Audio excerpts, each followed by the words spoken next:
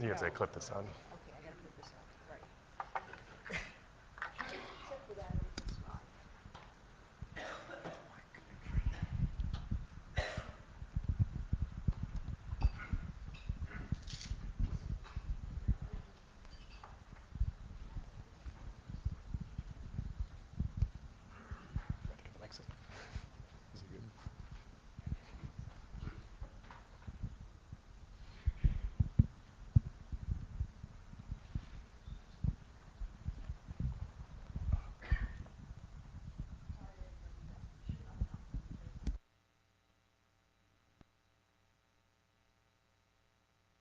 Okay.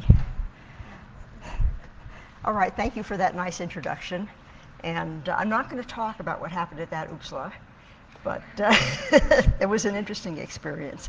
I'm going to talk today about some fairly recent work that I've been doing on multi-core computers, which has not been the area that I've been mostly working in the last 30 years or so. I've continued to do some programming language work, but mostly I've been working in distributed systems.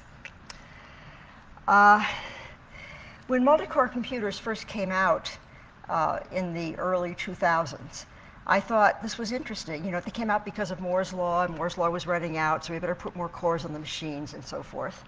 I thought they presented very hard programming issues.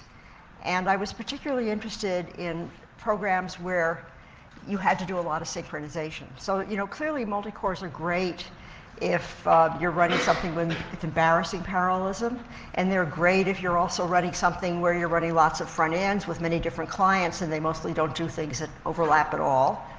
But if you have to do synchronization, there was clearly going to be some issues about how you could get good performance, and also you have to get scalability. You know, if you can't get performance that goes up with the number of cores, then you really aren't making any progress at all.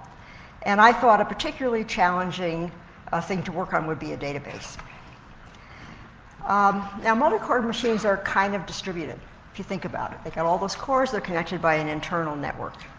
And oddly enough, maybe not odd, in the early days when multi-core machines came out, people decided to think about them as distributed systems.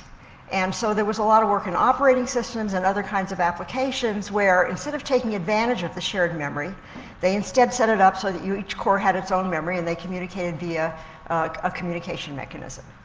But you know something, that's really not the right way to do it, because multi-core machines, those cores share memory, and you're not going to get the kind of performance you want unless you share it too. And furthermore, so they're like distributed systems, except you can share memory, and that's important for performance. And then there's a problem you don't have to worry about, which is a big deal in distributed systems, namely the machines fail independently. You have to worry about that. Now, I was blithely ignoring multi-core machines, thinking, yeah, that's a nice question, but I'm not working on that right now.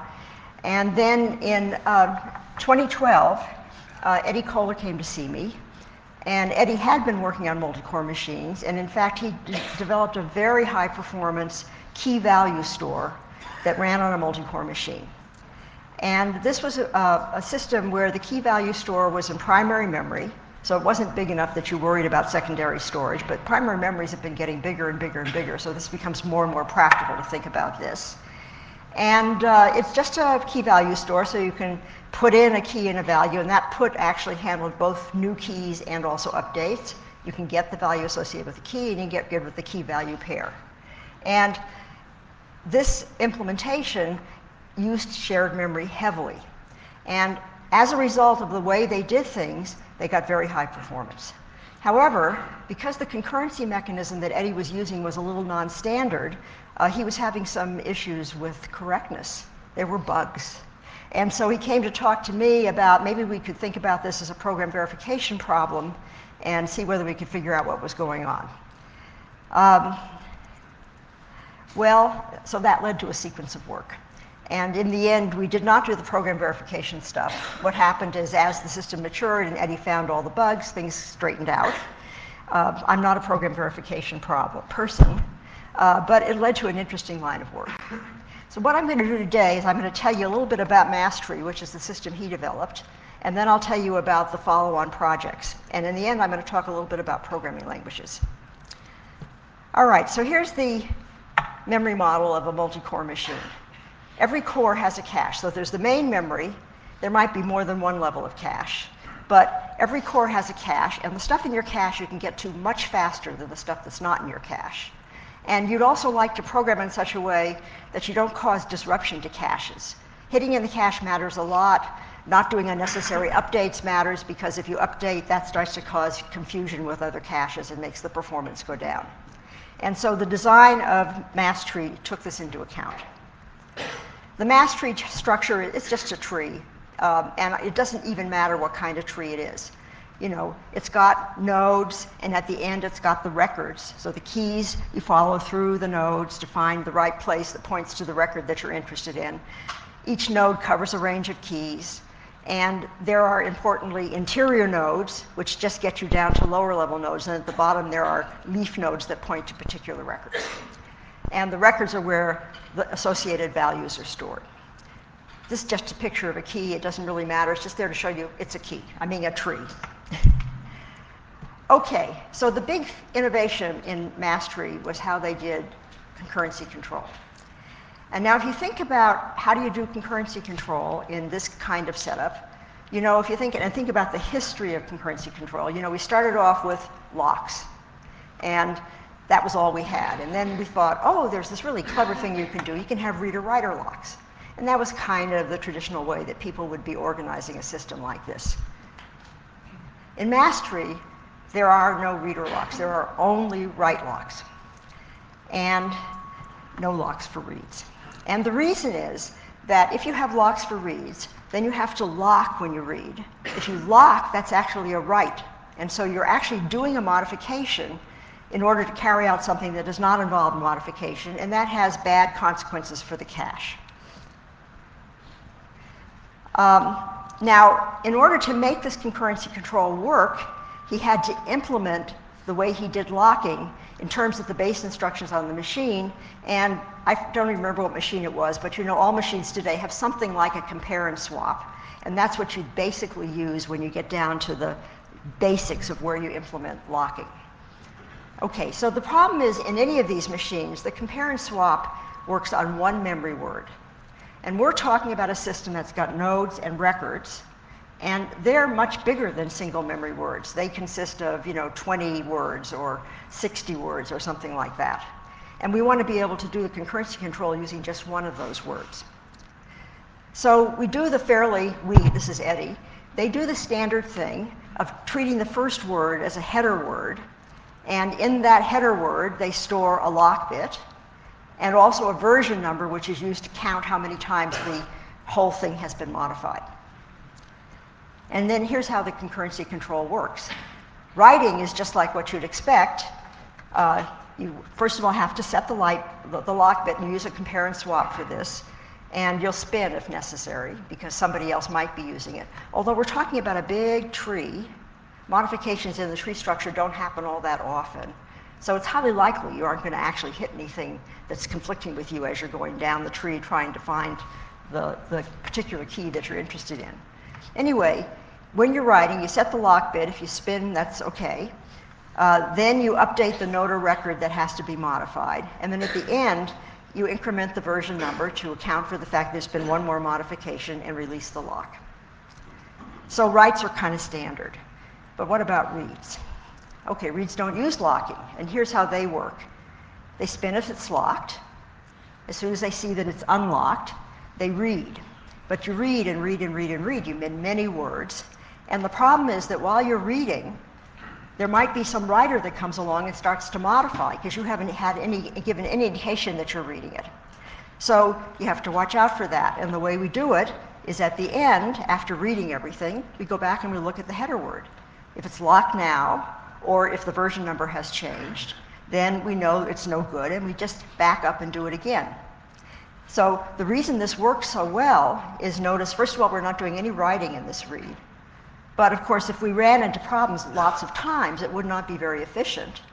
However, it's highly unlikely that we'll run into problems. Most of the times we don't. And so therefore, it really works very well. So writes are pessimistic. Reads are optimistic.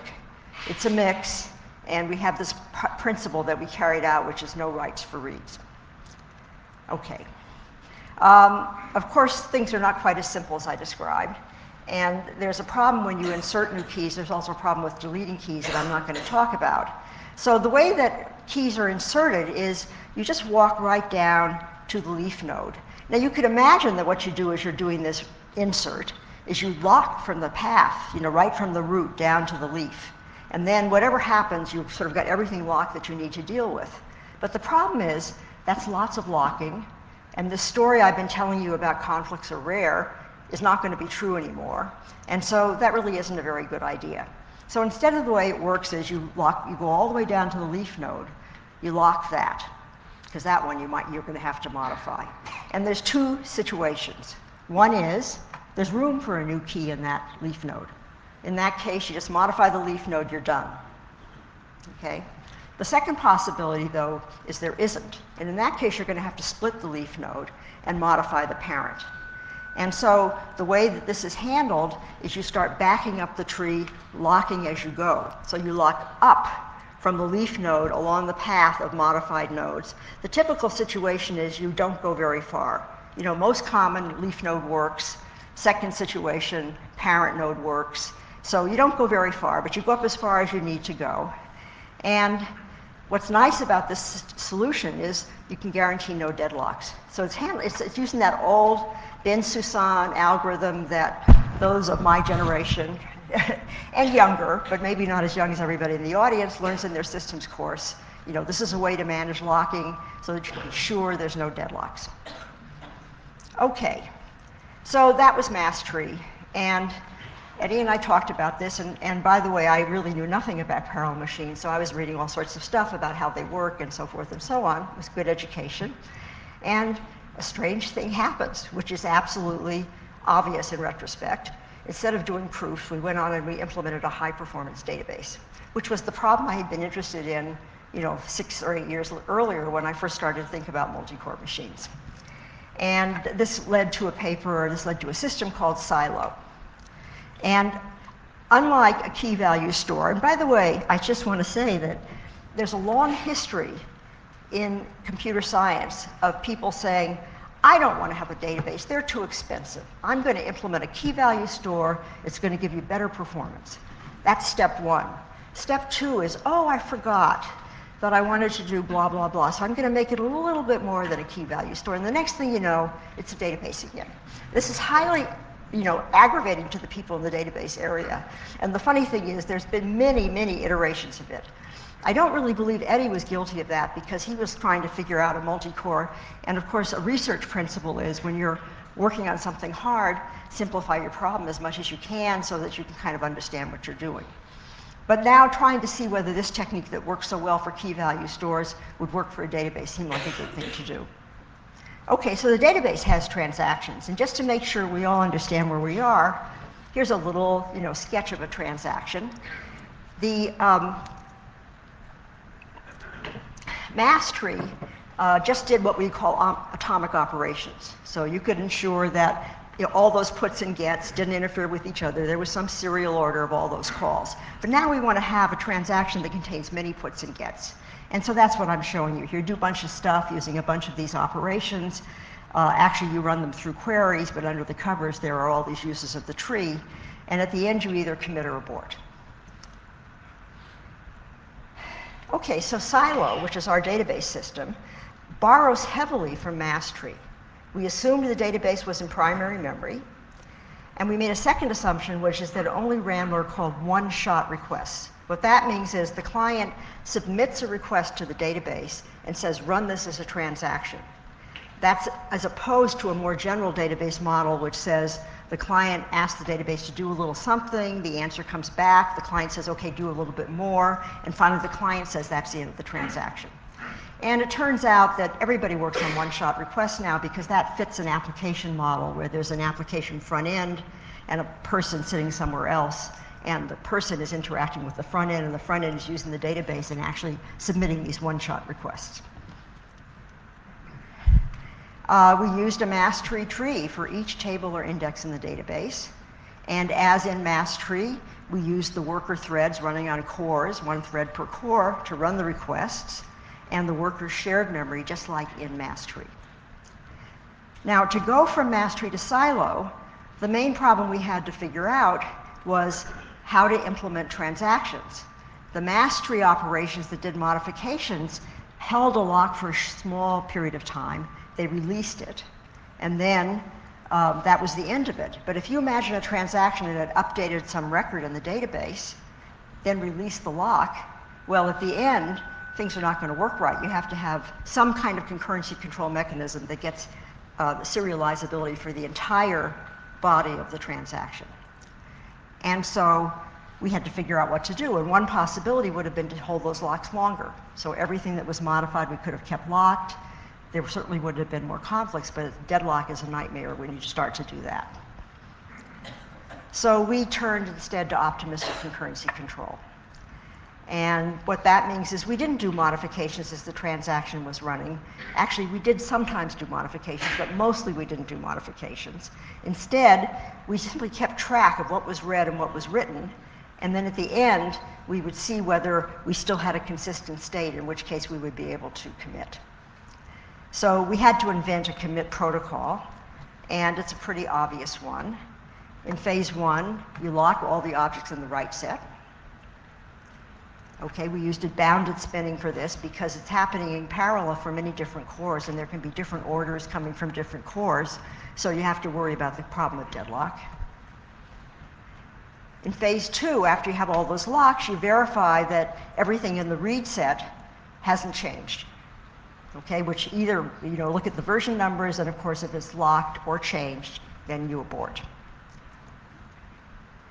In phase three, or rather, the next thing we did was select a transaction identifier for this transaction, which we chose based on the version numbers of all the objects in the read and write set. It was bigger than them. And we did this just by local information, because we knew all this information because we looked at those objects. Then in phase three, we update all the objects in the write set, and then finally release all the locks. So it's pretty straightforward. One thing I should point out is there's a bunch of stuff I didn't talk about, and specifically I didn't talk to you about something that is actually really important, which is the stuff that went into the read set did not include all the interior nodes of the tree, because they don't actually affect what users see. We did locking only in favor of the stuff that users had to see. So for example, if you followed a particular path down to a particular record, and then while your transaction was running, some other program added some stuff to the tree and the path changed, that doesn't affect you. All you care about is that the key value pair that you used is still there in the tree. And so there was a lot of stuff we didn't have to put into our read and write set. It had fantastic performance. I mean, it was really good. And what this line shows you is that it was also scalable. So performance is getting better and better as the number of cores gets bigger and bigger. This funny little dashed line on the screen, that shows you what would have happened if instead of choosing our version numbers through the information we already had, we had instead incremented a counter that everybody was sharing. And performance went down in this benchmark. My personal belief is this is bogus, because this is a micro benchmark, which means transactions are doing almost nothing, which means the cost of that additional modification sort of looms large in the context of what the transaction did. If transactions start to really do something, then the extra cost of this modification goes way down and probably doesn't matter. And one of the things that shows you, and I'm sure you're all aware of this, is, watch out for your measurements. Performance, Jim Gray used to say, there's statistics, and that lies, and so does performance. I forget exactly what the quote was, but he was absolutely right. Performance measurement is really tricky. Okay, here's one other thing about the performance, and this is the funny thing. This work on Silo had a huge impact. And the reason it had a huge impact is because Mike Stromberger wrote a paper telling everybody that they were going to have to organize databases differently now that they had multi-core machines, because they just weren't going to perform well if they had to share memory. And so we'd better think instead of how to partition the workload, set up things so each core had its own sort of separate piece of memory, optimize for the case when a transaction all ran locally, and you didn't care so much about the performance when you had the cross transactions. And everybody in the database world at this point was working on fancy partitioning schemes. And then this performed. What happened after Silo is they now moved over and started to use this kind of much more direct use of memory. What this shows you is that the line that's losing there is HStore, which was a system that Sam Madden and Mike Stonebreaker developed that followed this partitioned idea. And you can see that it performs really well as long as the percentage of transactions that are cross-partition is small. But it pretty soon crosses the Silo line and the performance goes off very badly. So Silo, on the other hand, sort of performs the same no matter how much crosswork you have. Okay, so that's all I'm going to say about performance. I have to say I was puzzled. I didn't expect that kind of impact, but I hadn't really been that tuned into the database community and seen what was going on until I saw what happened. And so there's been a lot of follow-on work. Okay, meanwhile, we went on to do a second research project, something called STO, Software Transactional Objects. So here's what happened. I was kind of slow off the mark, you might say. And after we'd been working on Silo for a while, quite a while, all of a sudden I had a realization that you'd think I'd had from day one, which is Silo trees are just an abstract data type. And if we can do this and make really high performance trees, and that's the source of the good behavior for trees, you know, why can't we do it for other data types? And so let's think about this as a way of supporting data types in general and see what happens when we do that. And of course, the nice thing about thinking of things in terms of them being an abstract data type is that then, you know, you depend on their specification, which can expose lots of potential for concurrency.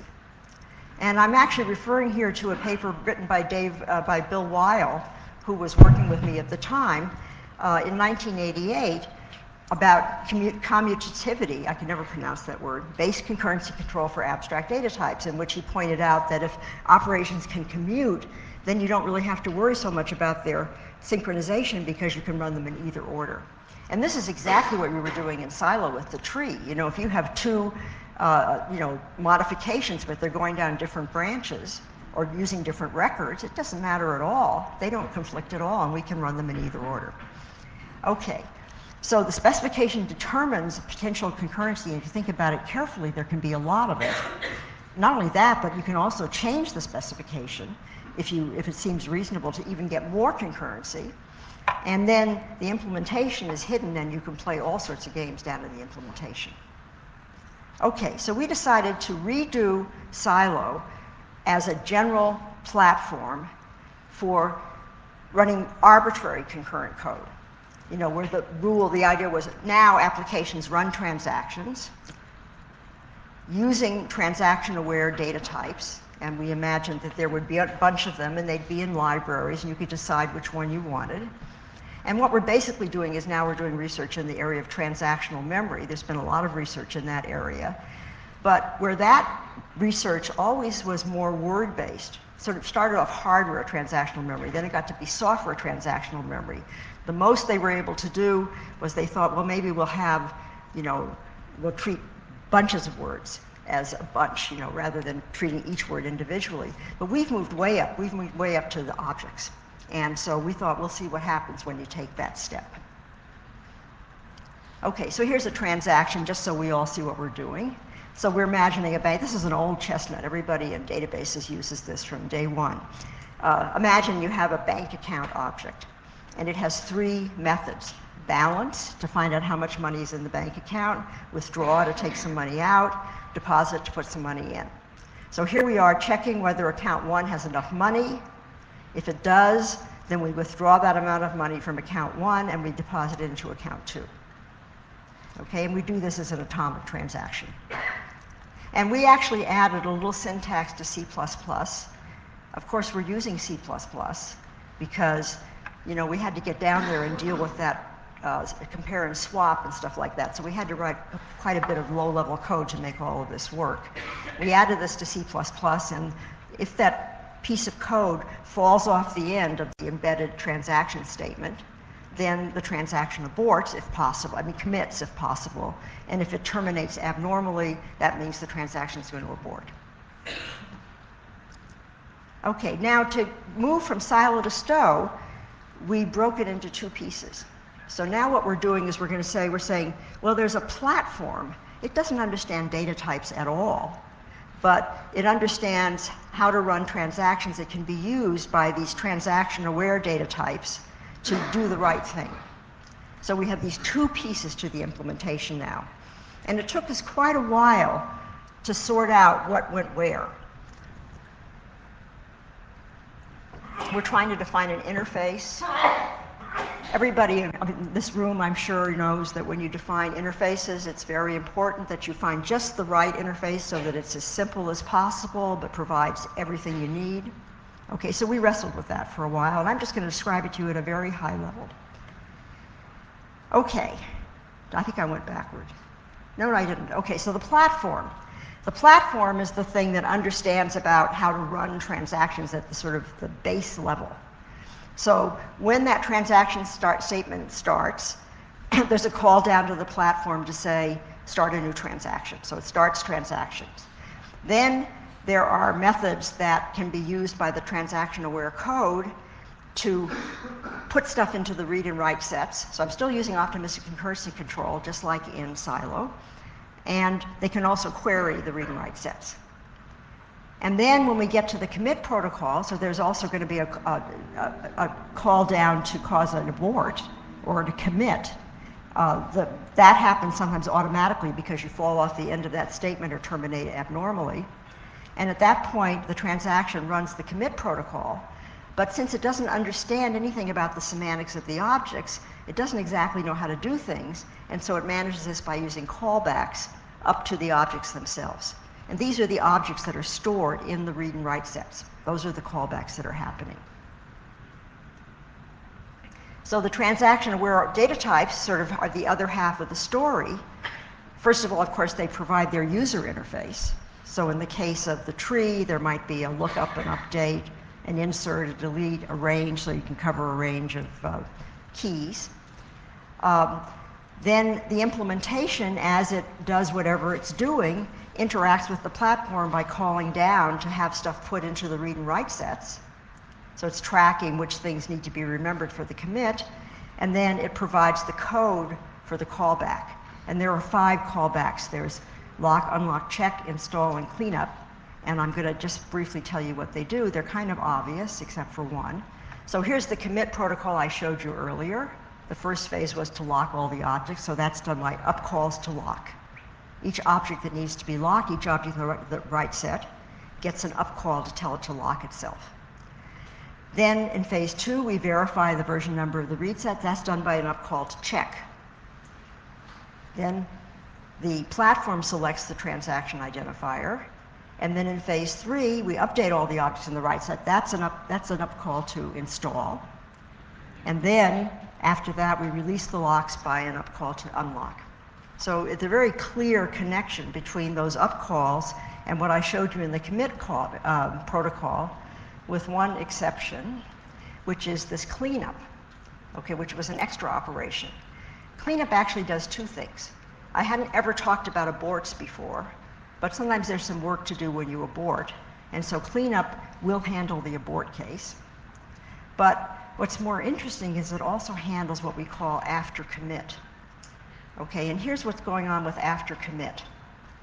Supposing you're deleting a key value pair from a tree, okay? So, and imagine that the transaction doing this deletion commits. The problem is, removing a key from a tree is expensive. The problem is you don't know where it is, because while you were running this transaction, the tree structure might have changed. It doesn't really do you much good to keep hold of the leaf node where it was, because that leaf node might not contain it anymore. So you have to go through the tree again and find the key. And that's expensive. And meanwhile, I'm running the commit protocol, and I've got all these locks held. And the longer my commit protocol takes, the more conflicts I'm going to have. So we would like to make the commit protocol run as fast as possible. And so our solution was, we don't actually remove the key while we're running the commit protocol. Instead, we mark the record that corresponds to that key as deleted. That's cheap to do because we have our hands on the record. And then when the commit is finished, then we call the cleanup operation. It runs down the tree and gets rid of the entry for the key. So this is a two-step process. It's correct because as soon as the record has been marked and unlocked, then other transactions will know that that key value pair is not in the tree. But it allows us to avoid doing expensive work during the commit. And this was something that I'd never seen people talk about. And we sort of discovered it as we were figuring out how to implement things. It turns out to be an important addition because sometimes what you do at commit time has a lot of its garbage collection problems and all sorts of things can be happening then. And it's really good not to do expensive things while you're holding a lot of locks. The other thing I want to point out is that I've kind of told you a small story about why this stuff is good, but there's a bigger story. Okay, so first of all, I alluded to this, but I'm going to point it out in more detail now. Using types instead of using word-based concurrency control, I mean, you can see that this is going to have much smaller read and write sets. First of all, because objects are much bigger than individual words, but secondly, because as you're running transactions in types with, semantics that you understand, you see that a lot of the stuff you visit doesn't matter at all. Just like I was telling you, the interior nodes of the tree never get to be into either the read or the write set because we don't have to worry about them at commit time. So you get much smaller read and write sets, which means you have many fewer conflicts and much faster performance. But the other thing you get is that you don't have to do checks and installs in the sort of obvious way. In our protocol here, I said in phase 2, we verify the V numbers of the read set haven't changed. Check doesn't have to do that check. It could do something else, something that allows more concurrency. I'm going to give you an example in a minute. And similarly, in phase 3, I say update the objects in the write set. But install doesn't have to do that either. It could do a computation. It could do something more sophisticated. And here's a little example from that transaction I showed you at the beginning. And remember that what this thing does is if the account balance is big enough, then it withdraws the money from one account and sticks it into the other. Okay, so first of all, think about the check on account 1. Well, actually, I don't care if the version number is changed. It's okay if somebody modified that account in the meantime. All I actually care about is that the balance is big enough. Because nowhere in this transaction did I observe the balance, and so I don't know what it is. So it's okay. I can have this much more relaxed check than checking for the version number.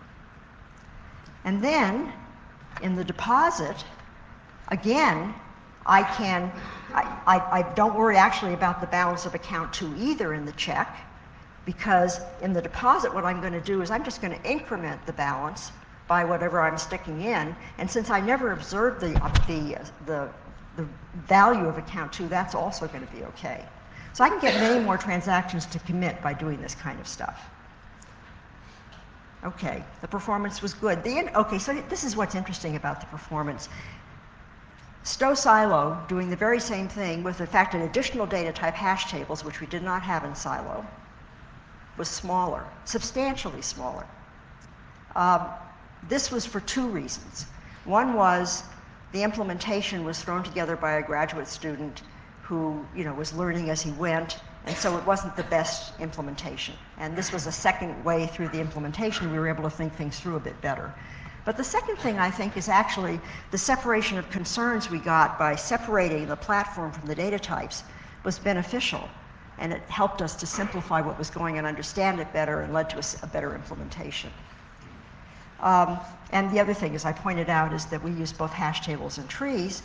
Now, our goal going into this project was, we hope this doesn't perform worse than Silo. We're adding an extra way of doing things. It might make performance degrade a bit. In fact, it was better. The green line here is Silo, and the other lines all have to do with various versions of STO. And I'm not going to go into the details of this. I don't think this is terribly significant. I think it has to do with exactly the 2 things I mentioned before. The code was better because it was the second time through. The separations of concerns was also helpful. I'm just going to conclude with some observations. I don't know why those little boxes are there. The first thing is, data abstraction wins. This work depended on data abstractions in a very fundamental way. And we were able to get better performance of these highly concurrent objects by using the semantics of the data type and then coming up with an implementation technique that took advantage of that. By the way, we also used inheritance because we put into place a transactional object base type which provided the vanilla implementations of the operations. And then everybody could inherit from that, so they always had that to fall back on.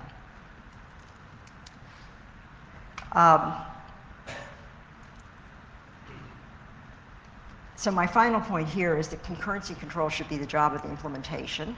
All right, so it's better to think about your system this way. Let's think about it in terms of objects. Let's think about their semantics. Let's put in fancy implementations inside these objects that take advantage of the semantics to get a better implementation.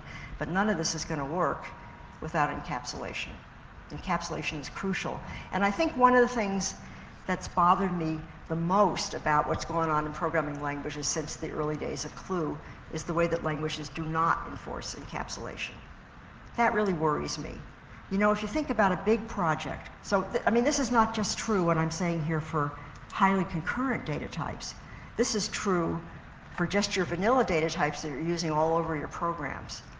A programming team is only as strong as the weakest member of the team. The weakest member of the team is the one that's going to violate encapsulation. If the language is enforcing it, nobody can violate it. If the language isn't enforcing it, the stronger members of the team will know not to do the bad thing. But if anybody on the team breaks the rules, your code breaks in really weird ways. And of course here it's clear the whole thing's just going to completely fall apart if somebody gets inside there and modifies stuff. The other thing I wanted to say was that I gave a talk at SOSP 2 or 3 years ago. It was the 50th anniversary of the founding of SOSP, and so they decided to have a special workshop in honor of that occasion. And I was asked to talk at that, and what I did was I took the opportunity to go back and look at what was going on in the papers for the first 20 years or so. Now, it was interesting. So in those days, in SOSP, there was a lot of work on programming methodology and programming languages. The people who went to SOSP, there was Nicholas Viert went to SOSP, Tony Hoare went there, Butler Lamson went there, I went there. There were a lot of programming language people who were also very interested in programming methodology, and they were looking at systems. And of course, the reason this was happening is because the systems conferences were covering very complicated systems, and so of course, to try and keep that kind of complexity under control, people were naturally thinking about what was going on in the structure of these systems. Nowadays, systems conferences aren't really like that anymore. They're much more about very complicated protocols or techniques to do this or that at better performance. And I was particularly struck by the programming language work, which was both right and wrong. So Tony Hoare introduced the idea of monitors. And monitors are both right and wrong. And actually, it was known at the time, although nobody said it was wrong. What was right about monitors was they had encapsulation. That was taken for granted. What was wrong about monitors was that as soon as you got into one of the operations of the monitor, it acquired a lock. Okay? Now, you notice I'm not acquiring locks. And even then they knew you don't necessarily want to acquire a lock because it might be there are pieces of your implementation that don't conflict with one another and you'd like to do something much fancier. I'm doing something much fancier in these implementations. Of course, the other problem with locking was you had what was called the outcall problem. Of holding a lock and I'm going to make a call out, I'm going to do something expensive, maybe I need to release that lock. And so more stuff was added to the system, the condition, I forget, condition statement, I think, something like that. And then Mesa came along and they tried to fix it up and so forth. But the point I'm actually making is encapsulation matters like crazy. I wish people would enforce it more. But allowing a programming language to control the locking inside the data type, that's bad, and you really don't want to do that. It's not surprising that this happened at that time because we were pretty naive about locking and concurrency control in those days. Optimistic concurrency control wasn't invented that long ago, and things have gotten even fancier since then. But That's just my final statement. So I'm ending with a programming language statement.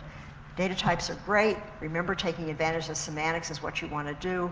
Encapsulation is crucial, and the implementation of a concurrent data type should be inside of the data type itself, and it can do all sorts of fancy stuff. And as long as it's all encapsulated, you could prove its correctness. What a thought. Okay, thank you very much.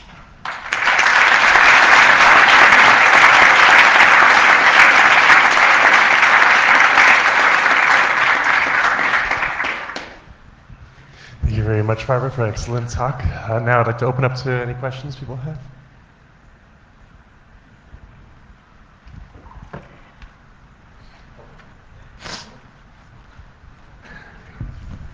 Hi. So listening, while you were talking, I was thinking, how come we don't convey to people very well the thing that we all know, that ideally retrievals never write. In the end of the implementation, sometimes they do.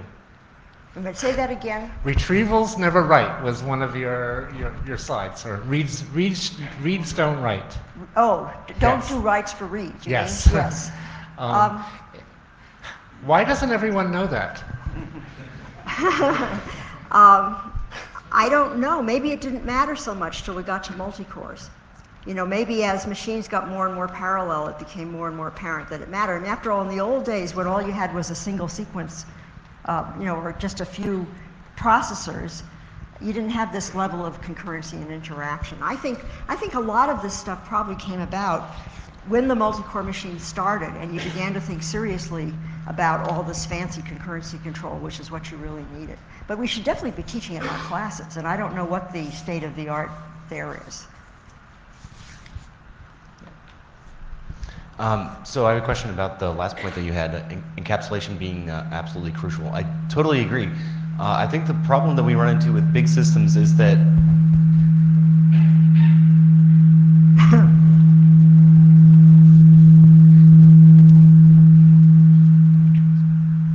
the problem with big systems is the granularity of encapsulation. Oh, you think I should take this off? You know, I could use the other. I should stand over here. Okay, got it. All right. Okay, sorry about that. So I think the granularity of encapsulation is as important and more important than doing encapsulation at all. And I think that we teach students that they should encapsulate every single piece of state in some very small bubble. And when you get a really big system, the sort of emergent complexity of that is that everything is trying to be encapsulated from each other, and then you actually can't understand the whole system anymore. So any thoughts you had on about the granularity and mechanisms that we have for encapsulation in languages? It isn't a point. Look, design is hard. And clearly you have to choose your abstractions properly. And if you have an abstraction and it uses several sub-abstractions, in a particular context, the rules for using those sub-abstractions might be all taken care of because of the way that the containing state uses it. So you're not using a general thing, you're using a special thing. And actually, there's a really good example with the tree, because you could think about the leaf nodes as being objects, but we don't treat them as objects at all. They are just part of the representation of the tree. And if we tried to have additional abstract data type there, an additional concurrency control that was managed by the leaf node independent of the tree, this would probably not be a good way to go. So I think I agree with you. I think it's just complicated. You need to figure out, what is the structure of your system and how does the whole thing fit together. You mentioned that you don't need to lock the path. Is that right? Stand up and talk loud so people can hear you. That's yeah. I'm going to Sure. move So over the question here. is, you mentioned that you don't need to lock the path when you Yeah. want to delete a record. Yeah. So, and then this is useful because when you want to read, then you don't need to acquire the locks when you're coming down. Right. But if you delete a range of keys, I guess then probably you need to lock. So is it so you delete only one element, I suppose? Is that right? Okay, so you're asking the question about what's called the absent key. Okay, so here's the problem he's talking about. If I do a lookup and I discover the key is not there, or if I do a range query and in fact I just look at the keys that are there in my range, then if by the time I commit the key has reappeared, or there are more things in the range than I thought there were, this is actually going to cause me to abort. And your question is, how do we implement that? The way that we implement it is we lock the leaf nodes involved. We don't lock them. We also put them into the read set and check them at the commit time. And that's sufficient. You don't care about the path, but you do care about the leaf nodes. If they've changed, we do abort the transaction. And this is actually interesting for another point, because what we're doing here is we're locking ranges. A leaf node covers a whole bunch of keys. Maybe we only looked at this particular key. And therefore, when we decide to abort the transaction because the leaf node changed, we might be aborting for no good reason. And this is a classic problem in concurrent systems. Do you use a larger thing to lock, because locks are expensive and you don't want too many of them, but maybe you get these false conflicts, or do you try to have finer granularity? And we decided, and the data bears this out as best as you can understand, because nobody understands the nuances of concurrency control all that well, seems to be a reasonable trade-off. Yeah, I didn't talk about that because it's, there's a lot more stuff I didn't talk about. Yeah.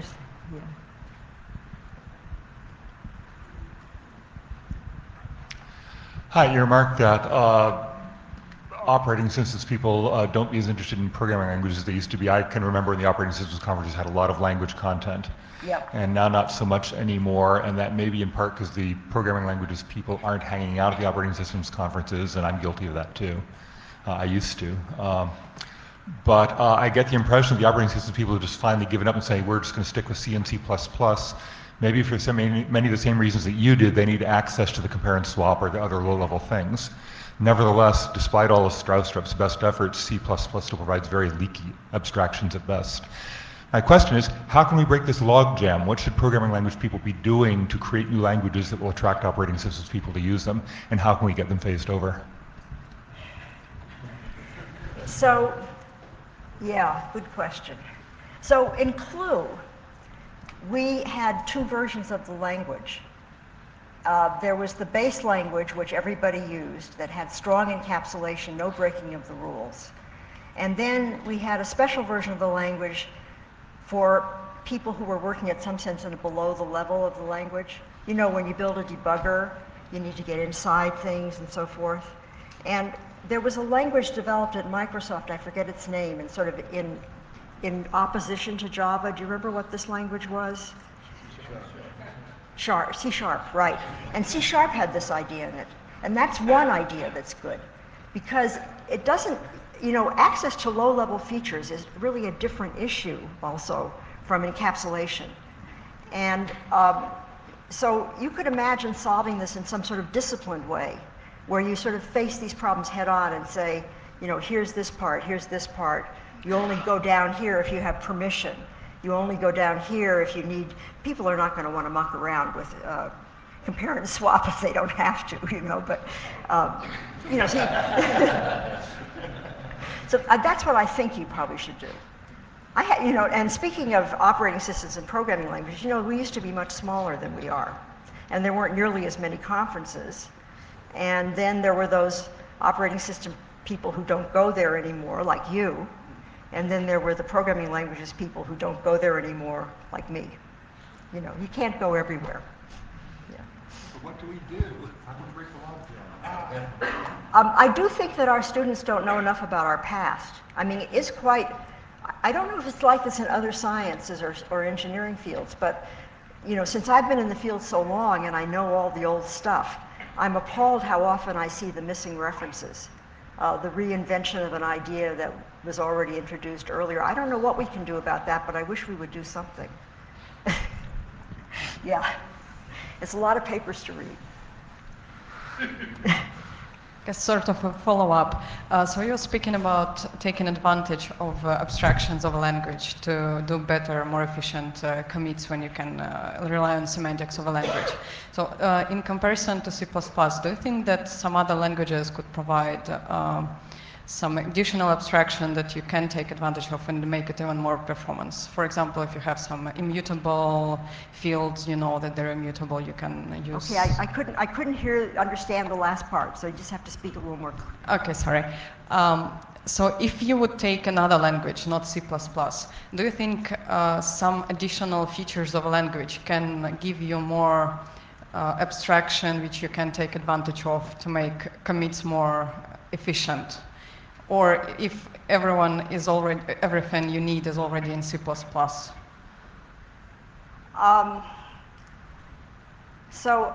first statement is I have not been following modern programming languages, so I really am not competent to make any statements about the new concurrency control mechanisms that are appearing here and there.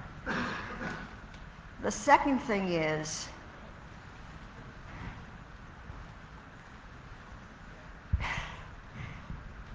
I'm not a fan of C++ for many reasons. I'm sure that if a better language appeared, people would be delighted, I guess. It has been such a source, C and C++ has been such a source of so many problems, for people in security and so forth and so on. Gee, we'd hate to give that up. I don't know. You have also the problem of the legacy code and all that sort of stuff. But I think, probably if somebody wanted to take on the job of, how could I replace C++ with something that was, better but gave you the kind of power that C++ has, I think that's an interesting problem. Over here, Barbara. So I wanted to give an opportunity to an anonymous question that was asked. We've been talking about encapsulation and other aspects of a single language, but large systems often involve many languages. So do you have any thoughts on how to address sort of multi-language encapsulation or multi-language or dealing with different abstraction mechanisms across languages? So this may be naive, but it seems to me that these languages interact at abstraction layers. So in other words, I have a service provided on one machine written in language 1. It's really an abstract object. It provides you with a bunch of operations. In fact, encapsulation is really good because from the outside you can't get in there and muck around with its implementation. And then on this other machine I have a different, program written in a different language, and it's also an abstract object. So I think there's two parts to your question. I think they do mostly actually interact at the interface level. And so we have this abstraction language 1, this abstraction language 2, this one in language 3, and they go together because they're accessing through interfaces. I think there have been some issues and confusions about what the interface looks like, whether it's a remote procedure call or it's something different and so forth and so on. I'm personally a remote procedure call person myself, but I think that's, true. What's funny is that the first project I did working in distributed systems was a language called Argus. And Argus was a language in which to write distributed programs. And it had these objects, abstract objects called guardians. Each guardian lived on a single machine and provided a bunch of operations or methods that other guardians could call using remote procedure calls. And then we took one step further and we said, well, there's a problem in distributed systems, which is you never know whether your calls get through because messages get lost, things can be duplicated. So we threw in atomic transactions as a way to get what we called at most once execution. The thing that was odd about this was that the world didn't go that way. I think, did somebody at the talk about this? Do you remember? I know you talked about 50 years of research, but I thought I saw in one of the titles of the slides. Why is there not a language for writing distributed systems?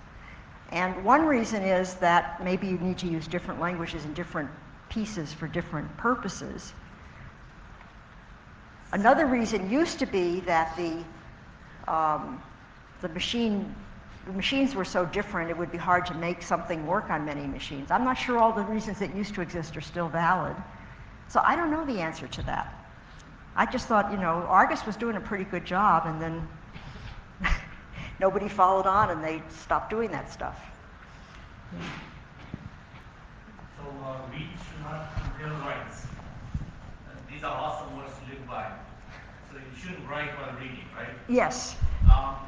But people, when they do that for the purpose of memory reclamation, for proper memory management. So can you give a bit of detail about how memory is reclaimed in the transaction objects?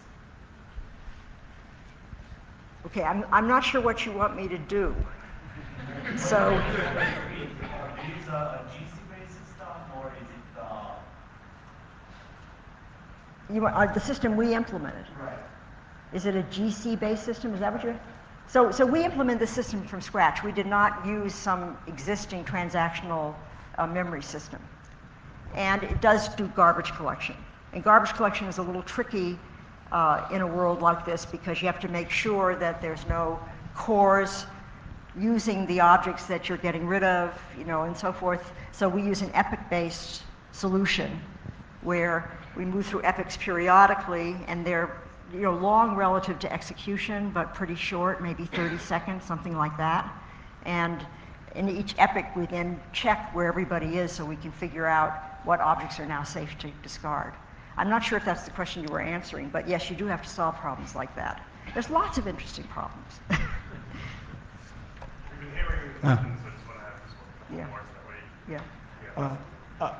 Yes. So I noticed that the commit method here is very similar to the TL2 commit, TL2 algorithm commit, with a difference. They were using a global board to get new versions, but it seems like you're calculating the versions locally, and you show that it's critical to scalability. So I'm wondering why they needed that, and you don't need that. Okay, so remember I said that I was very dubious about that particular slide? Remember I showed you a slide that said, and here's how performance degrades if instead you use a counter. But I said, I don't believe that slide because that was a micro benchmark where the transactions did basically nothing, and therefore the cost of incrementing the counter loomed large. But as soon as your transactions start to do something, then incrementing a counter is kind of small relative to everything else. So I don't think that's a very important point. Okay? And so it just goes to show your intuition isn't always what you think it is, right? One more question.